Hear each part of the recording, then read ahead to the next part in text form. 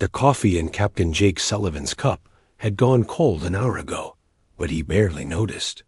He sat in his small office aboard Aurora Base, staring at reports that all said the same thing.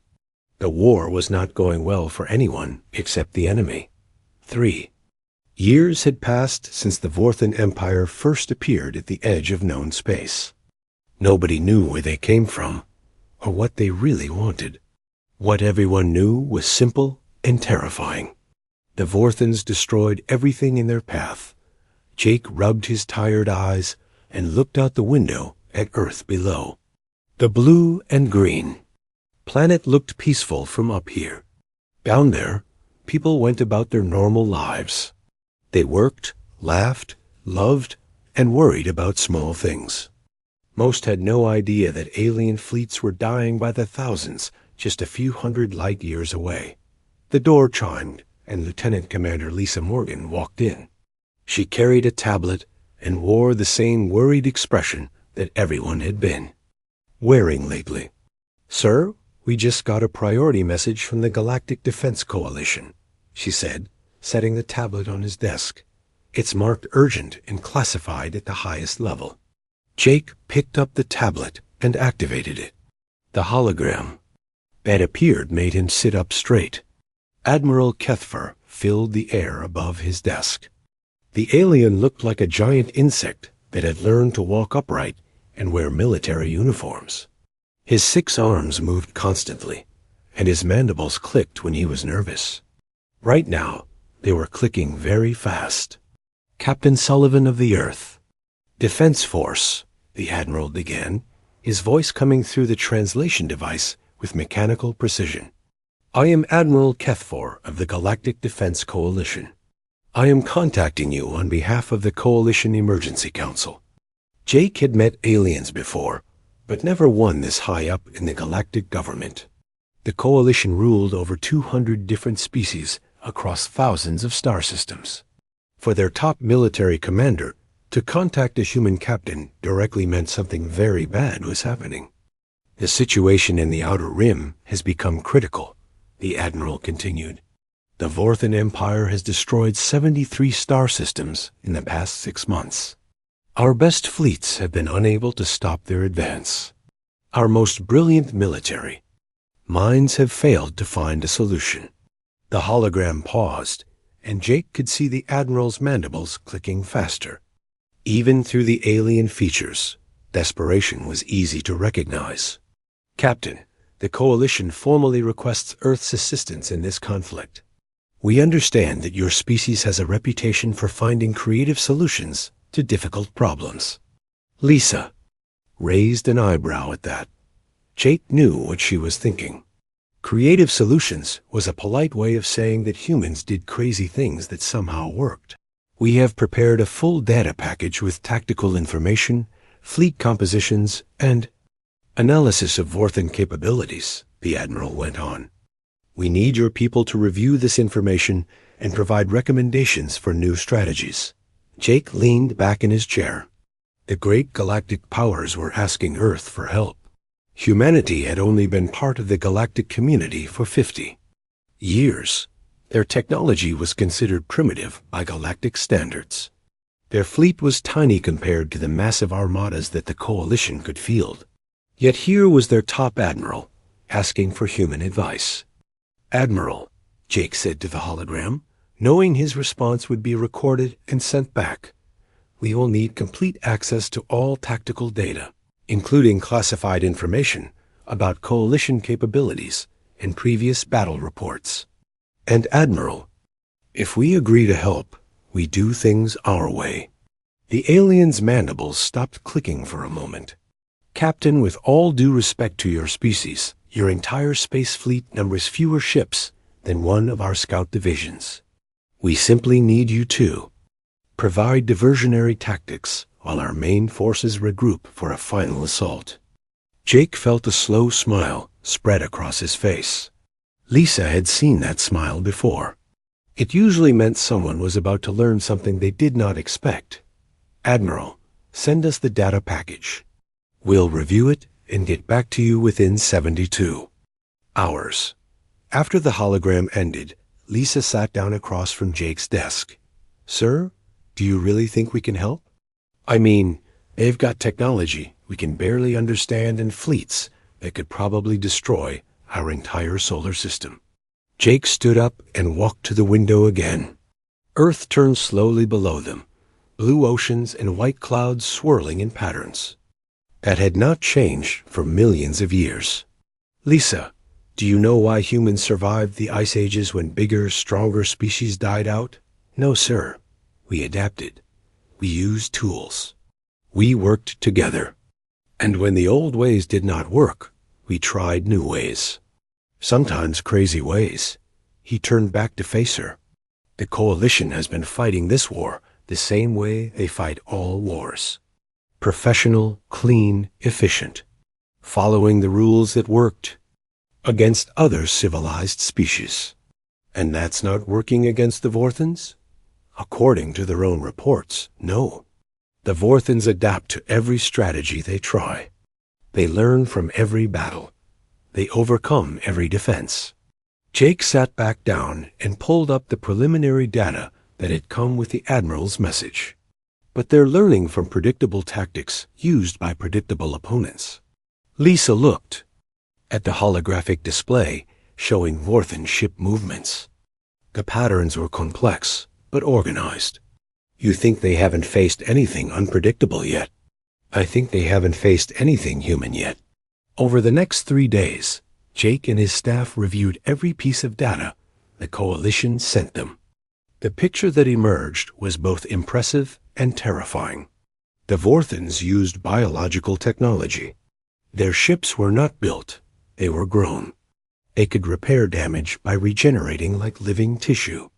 They could adapt their weapons and defenses based on what they encountered in battle.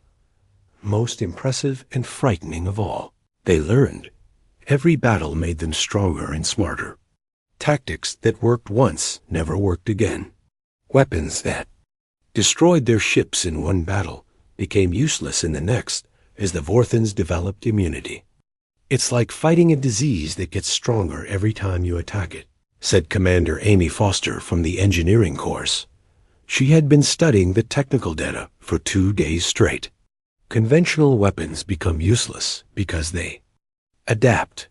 Conventional tactics fail because they learn. So we need unconventional weapons and tactics, said Captain Ben Rodriguez, Jake's chief strategist.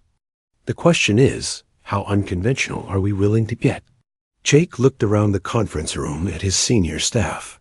These were people who had trained their entire careers to fight in space using established military doctrine. Now he was asking them to throw out everything they had learned. Ben, what's the first rule of human warfare? There are no rules, sir. You do whatever it takes to win. And the second rule? If the enemy expects you to do something else. Jake nodded. The Vorthans have been fighting civilized species who follow galactic military conventions. They've adapted, too. Clean, professional, predictable warfare. He stood up and looked at each of his officers. They've never fought humans. They've never dealt with opponents who treat war as a problem to be solved rather than a ritual to be performed. What exactly are you suggesting, sir? Asked Lisa. Jake's smile was back, and this time it made several of his officers unconsciously lean back in their chairs.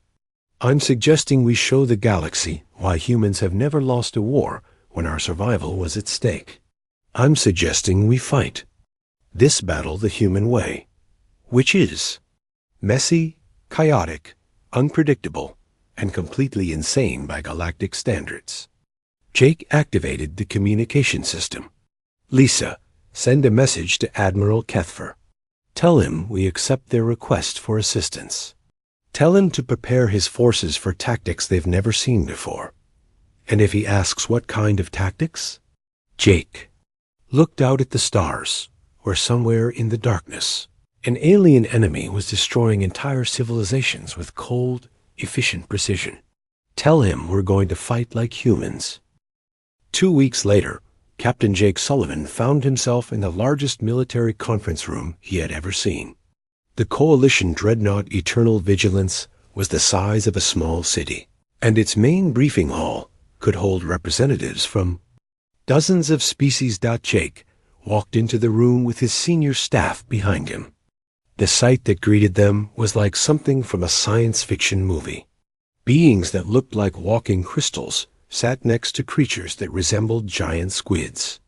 There were species that looked almost human, except for extra arms or different colored skin, and others that were so alien Jake could not even figure out which end was the head.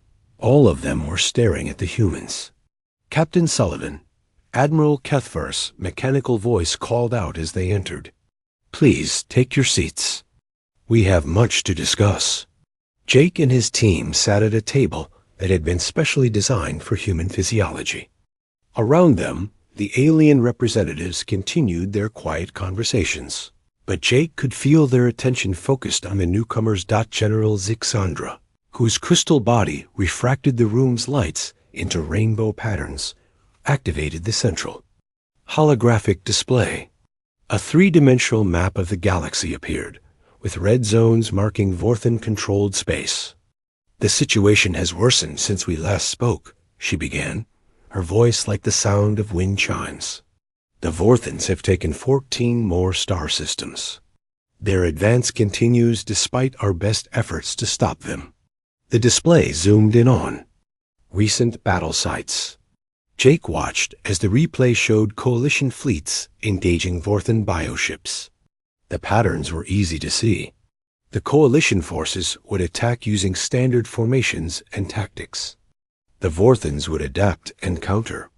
The Coalition would try a different approach. The Vorthans would adapt again.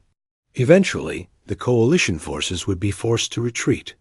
"They learned from every engagement," explained Commander Veltar, being that looked like an upright lizard with too many eyes. "Our weapons work once, maybe twice, then become useless. Our tactics succeed briefly, then fail completely." Captain Ben Rodriguez leaned forward in his chair. "How long does it take them to adapt?" "Sometimes within the same battle, General." Zixandra replied. "Their bioships can change their structure and capabilities in real time." "That's incredible," said Commander Amy Foster, making notes on an old paper pad instead of using the advanced holographic interfaces the aliens preferred. "But it also suggests a weakness." Several alien heads turned toward her. Admiral Kethvar's mandibles clicked once. "Explain." Amy looked up from her notes. "They adapt to threats they can identify and understand. But what if they encounter something they can't categorize? What if the threat is so chaotic that there's nothing consistent to adapt to?" "You're suggesting we use random tactics?" asked Commander Veltar, his multiple eyes blinking in sequence. "That makes no strategic sense." Jake smiled. "Commander, human military history is full of victories that make no strategic sense. We've won battles by pretending to retreat, by fighting at night when everyone expected daylight combat, by using civilian ships as weapons, by doing exactly what our enemies thought was impossible. But surely you follow some kind of military doctrine," protested General Zixandra. "We do," said Ben Rodriguez. "Our doctrine is simple. Do whatever works. If conventional tactics work, use them. If they don't work, try something unconventional. If that doesn't work, try something impossible." Admiral Kethvar's mandibles were clicking rapidly now. "Captain Sullivan, we brought you here for tactical advice, not philosophical discussions. What specifically do you propose?" Jake stood up and walked to the holographic display. The red zones representing Vorthan territory pulsed like infected wounds on the galaxy map. "Admiral, your species have been fighting wars for millions of years. You've developed sophisticated military traditions, advanced weapons, and proven tactics.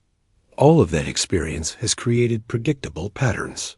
Those patterns have won countless wars," General Zixandra said.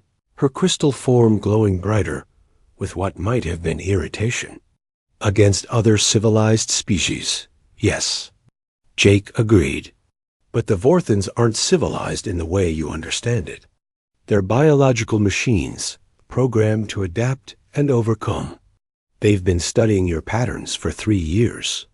Amy Foster looked up from her notes again. The Vorthans are like a biological computer program designed to solve military problems. But every computer program has assumptions built into it. If you give it input that violates those assumptions, it can't process the information correctly. What kind of input? Asked Commander Veltar. Chaos, said Ben Rodriguez simply. Pure, unpredictable chaos. The room fell silent. Jake could see the alien military leaders trying to understand what the humans were suggesting. To them, warfare was a serious, organized activity with rules and procedures developed over countless generations. Let me give you an example, Jake said, manipulating the holographic display to show a historical battle. During one of Earth's ancient wars, a small human army was trapped by a much larger enemy force. A conventional response would have been to fight defensively or try to negotiate surrender. The display showed human forces in what looked like an impossible tactical situation. Instead, the human commander ordered his troops to attack, not in any organized formation, but in complete chaos. Some charged directly at the enemy. Others flanked left and right simultaneously. Some retreated while others advanced. Some fought with swords, others threw rocks, and a few just made loud noises. That sounds like suicide, observed General Zixandra. It should have been, Jake agreed. But the enemy had never seen anything like it. They couldn't predict what the humans would do next, because the humans weren't following any pattern.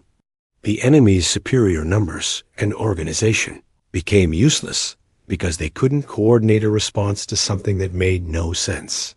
And the humans won, asked Admiral Kethfor.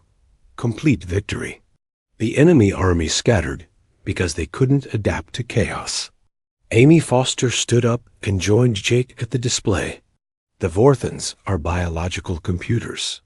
They process information and generate responses.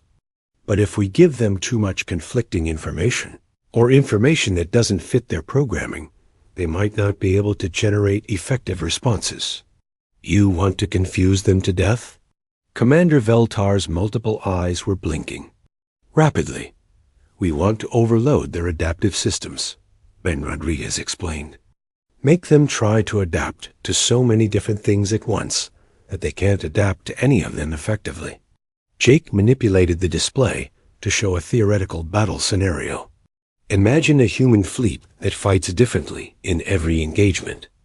No patterns, no predictable tactics, no consistent weapons or formations. Every battle is completely different from the last one. But how do you coordinate such chaos? Asked General Zixandra. How do your own forces know what to do? That's the beautiful part, Amy said, grinning. We don't coordinate it. We give each ship captain a simple objective and let them figure out how to achieve it.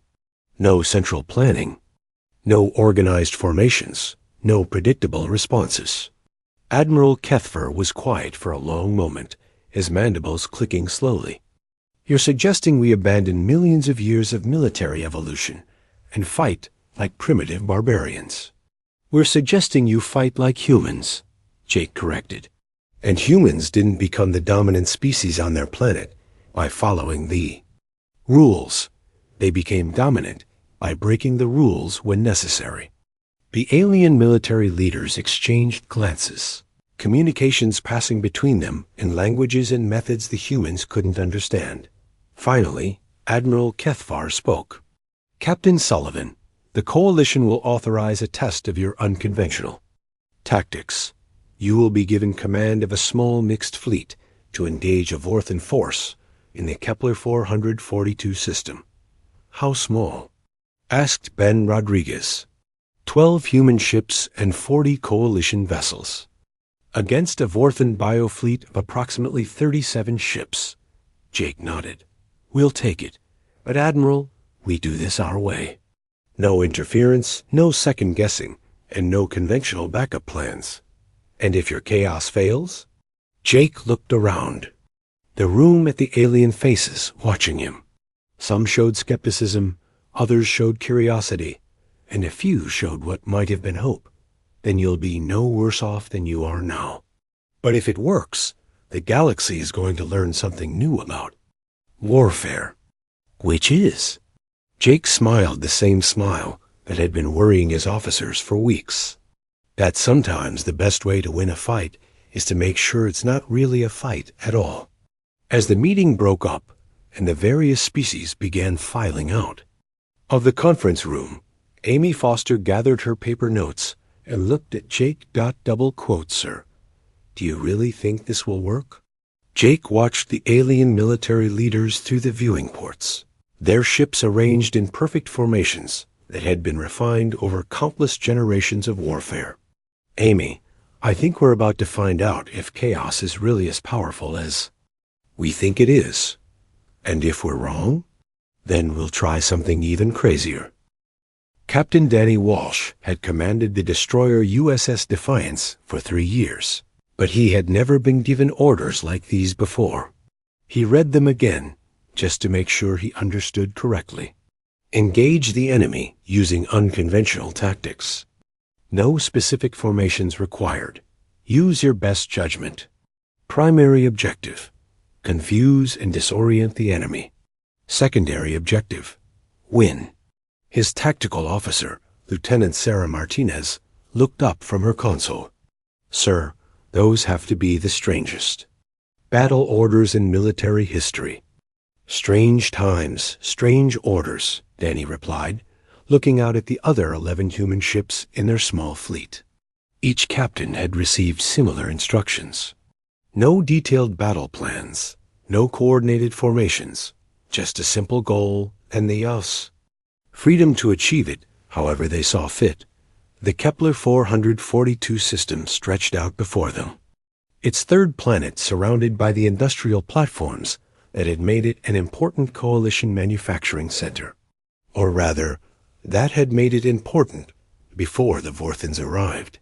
Contact from Admiral Kethver, announced communications. Officer Lieutenant Mike Thompson, the familiar insectoid hologram, appeared on the bridge's main screen. Behind the Admiral, Danny could see the massive coalition fleet arranged in perfect battle formation. 200 ships organized into precise, geometric patterns that military academies across the galaxy would use as textbook examples of proper fleet deployment.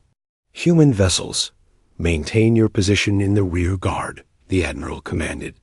We will engage the Vorthan biofleet with standard formation Beta 7 while you provide support fire. Danny exchanged glances with Sarah, who was trying not to smile. They both knew what Admiral Kethver meant by support fire. The coalition expected the human ships to stay safely behind the main fleet and shoot at whatever targets the aliens pointed them toward. Admiral, with respect, we'd like to try something different, Danny said calmly. There was a pause.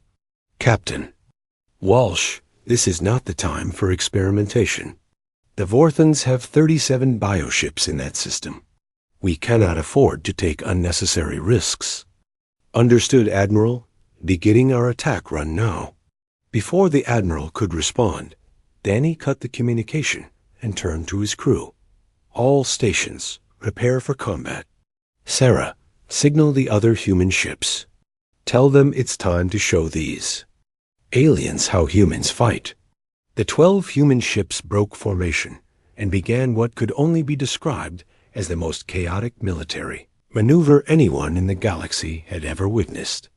Each ship moved in a completely different direction, using completely different tactics. The USS Defiance began spinning end over end while firing its main guns at empty space. The USS Liberty started broadcasting old Earth rock music at maximum volume while launching what appeared to be garbage into space. The USS Constitution was flying backward, shooting at targets behind it, while its captain made announcements about lunch specials in the ship's cafeteria. "What are they doing?" "General." Zix Andra's voice crackled over the Coalition communication channels. Have the humans lost their minds? Danny Walsh was enjoying himself more than he had in years. "Sarah, launch all our emergency supplies. Make it look like we're abandoning ship." "Sir, that's 3 months of food and medical supplies." "Do it.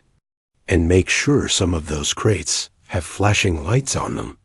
On the tactical display, the Vorthan biofleet was visible as they approached the industrial platforms. 37 ships that looked more like living creatures than machines. Their hulls pulsed with organic rhythms, and their weapons were grown rather than built. "Vorthan fleet is responding to our whatever we're doing," Sarah reported. "They're changing course to intercept us." "Perfect. Now comes the fun part." The Vorthan bioships had spent 3 years learning to counter every conventional military tactic in the galaxy. When enemy ships attacked in formation, they developed counterformations. When enemies used specific weapons, they evolved defenses. When opponents tried coordinated strategies, they learned to predict and counter the coordination, but they had never encountered anything like this. The USS Defiance was now flying in a corkscrew pattern while its crew shouted what sounded like random numbers over open communication channels. The USS Montana had somehow gotten itself stuck flying sideways while its captain argued with his own computer about navigation routes. The USS Phoenix was playing dead, drifting with no power, but occasionally shooting at random targets. Vorthan bioships tried to adapt. Their organic hulls began growing new weapon ports to cover the human guns that were firing at empty space. Their navigation systems evolved new movement patterns to match the human ships that were flying in impossible directions. Their communication arrays developed filters to block the human music and random chatter. But every time they adapted to one human ship, the other 11 ships would do something completely different. When they grew defenses against kinetic weapons, the humans switched to energy beams. When they evolved to counter energy weapons, the humans went back to kinetic rounds. When they developed jamming for human communications, the humans started using signal flags. "Sir," Sarah reported, barely able to contain her laughter, "the Vorthan ships they're growing extra parts. Look at this." On the main screen, the bioships were visible in detail. They were sprouting weapon systems for battles they weren't fighting, growing armor against attacks that weren't coming, and developing sensors for detecting threats that didn't exist. "They're trying to adapt to all of us at the same time," Danny realized, "but we're not giving them anything consistent to adapt to." The USS Liberty was now flying upside down while broadcasting cooking shows from Earth. The USS Independence had somehow gotten itself turned around completely and was flying toward the Coalition fleet while shooting at the Vorthans behind it. The USS Yorktown was performing what appeared to be a complex dance, spinning and weaving through space, while its crew sang old military songs. "Vorthan fleet is showing signs of system overload," Sarah announced. "Their bioships are developing conflicting adaptations. Some of their weapons are interfering with their own defenses." That was when Danny Walsh smiled the same smile that Jake Sullivan had been wearing for weeks. "All human ships, this is Defiance. Time to show them what organized chaos looks like." In an instant, the 12 human ships snapped into perfect formation and unleashed a coordinated barrage that no military academy in the galaxy would have recognized as proper tactics, but which was devastatingly effective against an enemy that had just spent 20 minutes trying to adapt to pure randomness. The garbage that the USS Liberty had been launching revealed itself to be disguised mines, each one programmed with Earth biological warfare agents that had been specifically designed to interfere with Vorthan biotechnology. The emergency supplies, from the USS Defiance turned out to be sensor drones that had been mapping Vorthan weak points while the enemy was distracted by the chaos. The Vorthans, their adaptive systems overloaded and confused, were unable to respond effectively to the sudden coordinated attack. For the first time in 3 years of galactic warfare, a Vorthan fleet was not adapting fast enough. Direct hits on 17 Vorthan ships, Sarah reported, her voice filled with excitement. Their biohulls are showing damage, and, wait, sir, they're retreating. On the main screen, the Vorthan biofleet was indeed pulling back from the industrial platforms. Several of their ships showed visible damage, their organic hulls scarred and torn. But more importantly, they were moving away from the human fleet as if they were afraid. Impossible. Admiral Kethver's voice crackled over the communication system. Vorthan fleets do not retreat. They adapt and overcome. Apparently not today, Danny replied, watching the enemy ships disappear into hyperspace. Looks like they decided they had enough chaos for one day. The Coalition fleet, which had been preparing for a long, brutal battle using traditional tactics, found themselves staring at empty space where their enemies had been just minutes before. Captain Walsh, Admiral Kethfor's voice was filled with something that might have been awe. What exactly did you do? Danny looked around his bridge at his crew, all of whom were grinning like they had just won the galactic lottery. Admiral, we fought like humans. No patterns, no predictable tactics. No rules except to win. But the chaos, the random movements, the nonsensical communications, ... weren't random at all, Sarah Martinez interrupted. Every ship was doing something different, but we were all working toward the same goal. We wanted the Vorthans to try, to adapt to everything at once. And when they did, their systems got overloaded, added Lieutenant Mike Thompson. Like trying to solve 12 different puzzles at the same time while someone keeps changing the rules. Admiral Kethver was quiet for a long moment. The Vorthan fleet that just retreated had successfully adapted to every coalition tactic we had tried against them. They had never retreated from any battle in 3 years of warfare. Well, Danny said, settling back in his captain's chair, they'd never fought humans before. Captain, how do we replicate this success? How do we teach our fleets to fight with such ... organized chaos? Danny Walsh thought about that question for a moment, looking out at the stars where the Vorthan fleet had disappeared. Admiral, you can't teach chaos. You can only embrace it. The moment you try to organize it or systematize it, it stops being chaos. Then how do we WI? The news of the human victory at Kepler 442 spread through the galaxy faster than light itself. Every species in the coalition wanted to know how a small group of primitive humans had accomplished what their greatest fleets could not. But it was the second engagement that would truly change how the galaxy thought about warfare. Captain Rick Johnson stood on the bridge of the heavy cruiser USS Relentless, studying the tactical display with the same intensity he had once used to study. Chess problems. The Tau Ceti system stretched out before them, dominated by the fourth planet where something terrible had taken root. Sir, we're receiving new data from the Coalition scout ships, reported Lieutenant Commander Karen Davis, his intelligence officer. The biofortress has grown by 30% since last week. Rick nodded grimly. The Vorthan biofortress was not just a military installation. It was a living thing that was slowly converting the entire planet into a breeding ground for more Vorthan ships. Every day it grew larger and more dangerous. How long until it starts launching new bioships? Asked Commander Tony Lopez, captain of the USS Yorktown. Coalition estimates 6 months, Corinne replied. But their estimates have been wrong before. It could be sooner. Through the bridge's main view screen, Rick could see the Coalition fleet assembled for the assault. 300 ships representing the combined might of dozens of species. Admiral Kethver, had learned from the previous battle and was giving the humans more freedom to operate, but the basic plan was still traditional. We will conduct a systematic siege, the Admiral had explained during the briefing. 3 months of continuous bombardment should weaken the biofortress enough for a final assault. 3 months. Rick thought about that timeline and shook his head.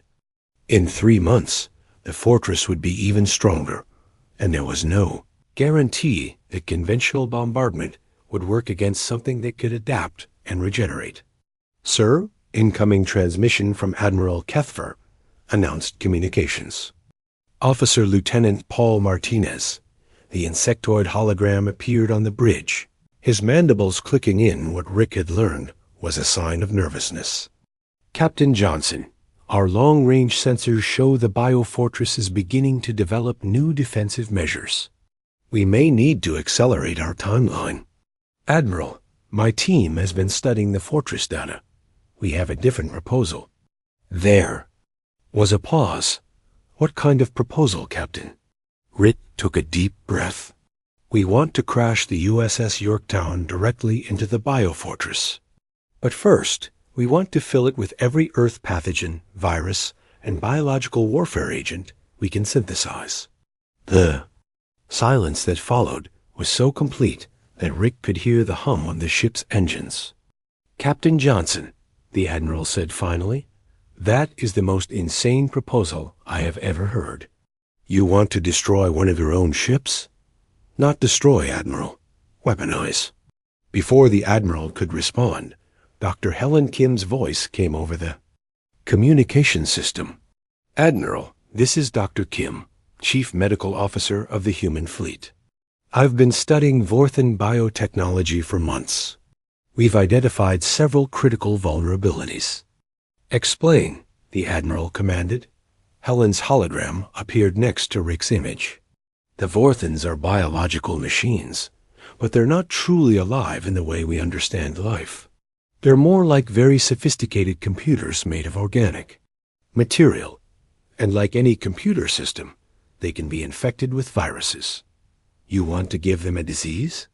"We want to give them several dozen diseases," Rick corrected. "Earth has 4 billion years of evolutionary experience in biological warfare. Every organism on our planet has been fighting for survival against other organisms that entire time. We've got pathogens that the Vorthans have never encountered." Commander Tony Lopez stepped forward. "Admiral, my crew and I have volunteered for this mission. We've been preparing the Yorktown for conversion into a biological weapon. This is suicide," Admiral Kethfor protested. "Even if you could somehow deliver these pathogens to the biofortress, how would you escape?" "We've solved that problem," Rick said with a slight smile. "Tell him, Tony." Tony activated a holographic display showing the interior of the USS Yorktown. "We've installed a complete evacuation system. In the final 30 seconds before impact, my entire crew will be transported to escape pods that will be picked up by the other human ships." "And the biological weapons?" Dr. Helen Kim manipulated the display to show the ship's modified cargo holds. "We've synthesized 47 different Earth pathogens and modified them to attack Vorthan biotechnology. Some attack their communication systems, others interfere with their regeneration abilities, and a few are designed to make them fight each other." "Fight each other?" "Earth organisms don't just fight other species," Helen explained. "They fight for resources, territory, and dominance. We've created artificial biological systems that will compete with the Vorthan biomass for control of the fortress." Admiral Kethfer was quiet for a long moment. "This plan violates 17 different galactic conventions on biological warfare. Those conventions apply to sentient species," Rick pointed out. "The Vorthans are machines, not life forms. They're technology that happens to be made of biological material. And even if they were alive," added Dr. Kim, "they started this war. They've destroyed entire civilizations. Earth's philosophy is simple: fight fire with fire. The Admiral's mandibles clicked rapidly. Captain Johnson, the Coalition cannot officially approve this plan. The political implications are too dangerous. Rick smiled. Then don't approve it officially, Admiral. Just make sure your ships are ready to follow up on whatever happens. 6 hours later, the USS Yorktown began its final approach to the Vorthen biofortress. The ship had been transformed into something that no military academy would recognize. Its cargo holds were filled with biological weapons. Its hull was covered with sensors designed to broadcast information about Vorthen weaknesses to the rest of the fleet. All stations report ready, Tony Lopez announced to his crew. Ladies and gentlemen, it's been an honor serving with you. In 30 minutes, we're going to make history. The biofortress was enormous. It covered most of the fourth planet's surface, a pulsing mass of organic technology that looked like a cross between a city and a living creature.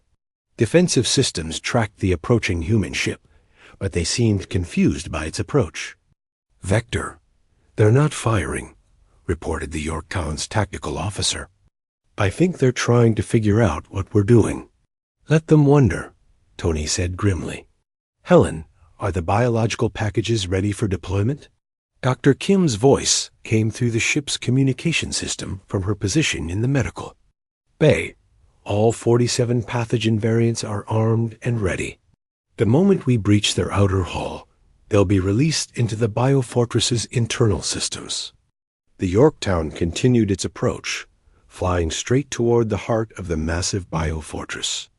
On the bridge, Tony watched the countdown timer reach 5 minutes. Around him, his crew worked calmly at their stations, preparing for the most unusual military operation in human history. Sir, the biofortress is starting to respond, the tactical officer announced. They're growing new defensive structures. On the main screen, the surface of the biofortress was changing. New weapon ports were sprouting from the organic surface, and defensive barriers were rising to protect critical areas. But the Vorthens were adapting to a conventional attack that wasn't coming. They expect us to fire our weapons and then retreat, Tony observed. They have no idea we're planning to. Ram them. 2 minutes to impact, announced the navigation officer. All escape pods are ready for launch. Tony activated the ship's communication system. All hands, this is the captain. In 90 seconds, we will make history. Every person on this ship volunteered for this mission because we believe in what we're doing. We're not just fighting for Earth.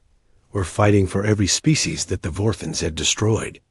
The biofortress filled the view screen now, its organic surface pulsing with alien rhythms. Defensive weapons were firing, but they were aimed at the wrong places, trying to stop an attack that the Yorktown wasn't making. 30 seconds, called out the navigation officer. Escape pod launch in 15 seconds.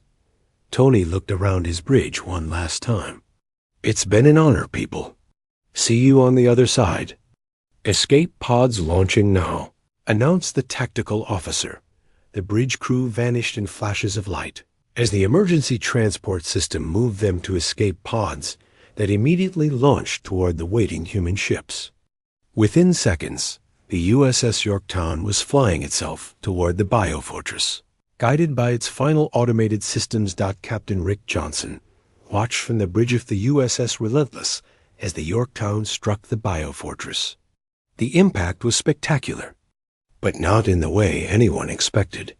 Instead of an explosion, there was a moment of absolute silence as the ship disappeared into the organic mass of the fortress. Impact confirmed, reported his tactical officer. The Yorktown has penetrated the biofortress's outer shell.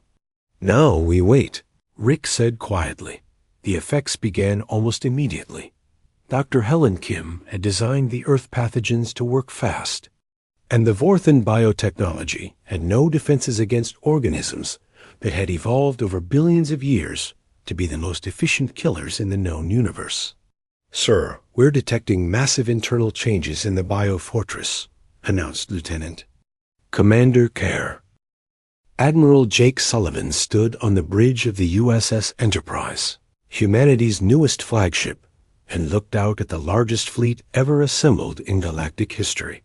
3,000 ships from 200 different species floated in perfect formation. Around him, it was an impressive sight, but Jake knew that impressive fleets had been failing against the Vorthans for 3 years. Today would be different. Today, they were fighting the human way. "Sir, all coalition forces report ready," announced Commander Pete Brooks from the tactical station. "Admiral Kethver is requesting final confirmation of our battle plan." Jake almost smiled at that. The coalition commanders were still trying to understand how human tactics worked. They wanted detailed battle plans, formation charts, and coordinated strategies. What they were getting instead was organized chaos on a scale the galaxy had never seen. "Tell the Admiral that our plan is simple," Jake replied. "Win." Lieutenant Commander Lisa Morgan, now his chief of staff, raised an eyebrow. "Sir, I think." He was hoping for something more specific. "Lisa, if we tell them exactly what we're going to do, then we're not being unpredictable anymore. The whole point is that nobody, including us, knows exactly what's going to happen." The Vorthan home system spread out before them, dominated by the Emperorship that served as the capital of their empire. The biovessel was the size of a small moon, a living fortress that commanded the last major Vorthan fleet. Intelligence reports suggested it contained the collective consciousness that controlled all Vorthan operations. "Admiral," called out. "Communications Officer Lieutenant Nancy Wilson. We're receiving a transmission from the Emperorship. Put it through." The hologram that appeared was unlike any Vorthan they had encountered before. This one looked almost human, except for the biomechanical components that had been grown into its body. When it spoke, its voice was a mixture of organic sound and mechanical precision. "I am the prime consciousness of the Vorthan Empire." It sighed. "You have caused significant disruption to our expansion protocols. We wish to negotiate terms for your withdrawal from this system." Jake studied the creature carefully. "I'm Admiral Sullivan of the Earth Defense Force. We're not here to negotiate. We're here to end this war." Admiral Sullivan, the prime consciousness, replied, "Your species has demonstrated unusual tactical capabilities. However, you are vastly outnumbered. Our Emperorship alone masses more than your entire fleet." "Size isn't everything," Jake said mildly. "We've learned that the hard way. We have adapted our strategies to counter your chaotic tactics. We have developed protocols for unpredictability. Your previous successes will not be repeated." "Lisa." Morgan leaned over to whisper in Jake's ear. "Sir, they sound confident." "They always sound confident," Jake whispered back. "Right up until they don't." He turned back to the hologram. "Prime consciousness, I'm going to make you an offer. Surrender now, and we'll help you find a new way to exist that doesn't involve destroying other species." The biomechanical creature's expression didn't change. "Your offer is rejected. We are the Vorthan Empire. We do not surrender." "Then we'll have to try something else," Jake said calmly. "Something you definitely haven't adapted to yet." The hologram flickered out, and Jake turned to address his bridge crew. "All stations, prepare for Operation Impossible." Commander Pete Brooks looked up from his tactical display. "Sir, the Coalition commanders are still asking for details about our strategy. Tell them we're going to do something unprecedented in galactic military history." "Which is?" Jake Sullivan smiled the same smile that had been worrying alien military commanders for months. "We're going to turn a war into a garden." The battle began unlike any engagement in recorded history. Instead of advancing in formation, the human ships scattered in all directions, each one carrying out what appeared to be a completely different mission. Some ships headed directly for the Emperorship. Others moved toward the outer planets. and the few seemed to be flying away from the battle entirely. Dock Captain Mary Chun, commanding the USS Constitution, led a squadron of 30 human ships directly into the Emperor ship's biomass. But instead of weapons, her ships carried something far more dangerous. "Admiral," she reported over the communication system, "we're beginning our insertion now." "What exactly are they inserting?" Admiral Kethver asked over the coalition channels. "Our sensors show no conventional weapons." "Seeds," Jake replied. Simply, "I beg your pardon?" "Seeds, Admiral. Trees, flowers, grass, insects, bacteria, fungi, soil samples, everything that makes Earth green. We're planting a garden." The silence on the coalition communication channels was deafening. Captain Chun's ships penetrated the Emperor ship's outer biomass using the same chaotic tactics that had worked in previous battles. The Vorthan defenses adapted to counter-military. Attacks were unprepared for ships that were trying to get inside the biomass rather than destroy it. "Deployment successful," Mary reported. "We've introduced complete Earth ecosystem samples into 17 different sections of the Emperor ship." "What's supposed to happen now?" asked Commander Pete. Brooks. Dr. Helen Kim's voice came over the communication system from her position aboard the medical ship USS Mercy. "The Emperor ship is designed to consume and incorporate anything it encounters. But it's never encountered an ecosystem that's designed to compete for resources." On the main tactical display, the results were already becoming visible. The Emperor ship's biomass was changing color as Earth vegetation began to take root and grow. But this wasn't the slow, methodical process that had occurred at the biofortress. This was happening at an accelerated rate. "The Emperor ship is trying to adapt to the Earth organisms," Dr. Kim explained. "But every time it evolves a countermeasure. Against one species, 3 other species exploit the opening that creates. It's like biological warfare," observed Lieutenant Commander Lisa Morgan, "except the weapons are fighting for us." "No," Jake corrected, watching the Emperor ship's hull turn green as Earth plants spread across its surface. "The weapons are just being themselves. Earth organisms don't need to fight for us.